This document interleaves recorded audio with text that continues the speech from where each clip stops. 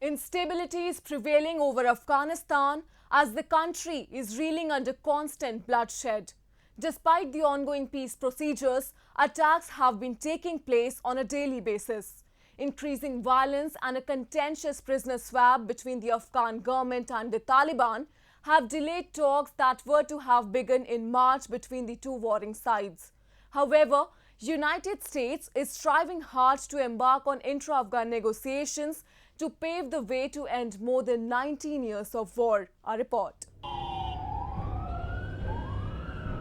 Afghanistan has been gripped by a wave of violence. Multiple bomb blasts and attacks are being reported on a daily basis from the war-torn nation.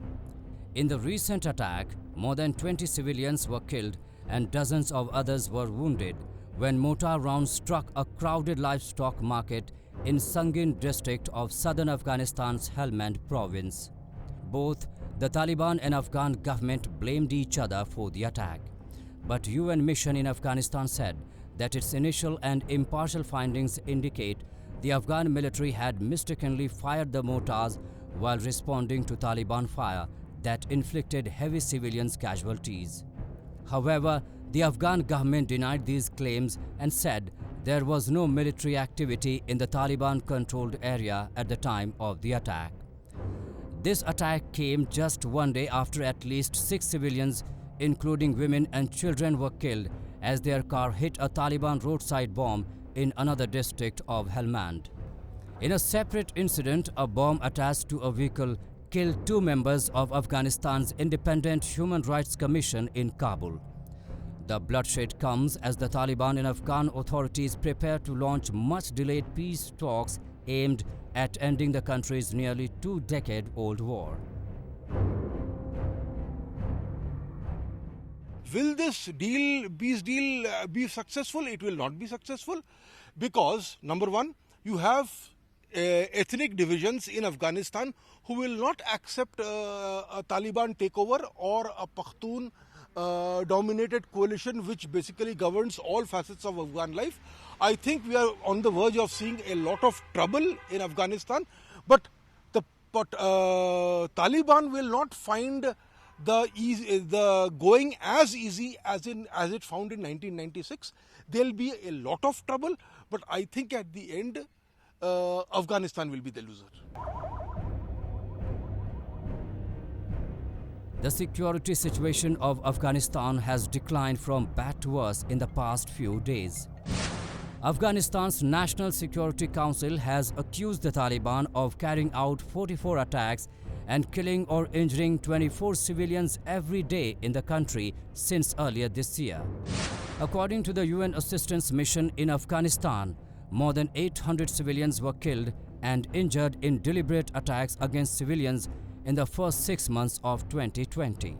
Meanwhile, in retaliation to the ongoing violence, the Afghan government has begun counter-terrorism operations against the Taliban.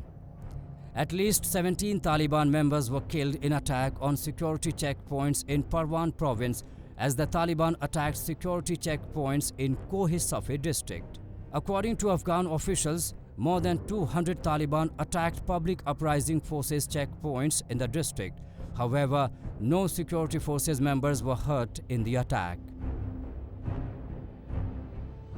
The current security situation in Afghanistan is very bad. I think the power of the Taliban is overestimated. It is overestimated because the Afghan government per se has not got its act together. To a great extent, there are fissures within the Afghanistan government.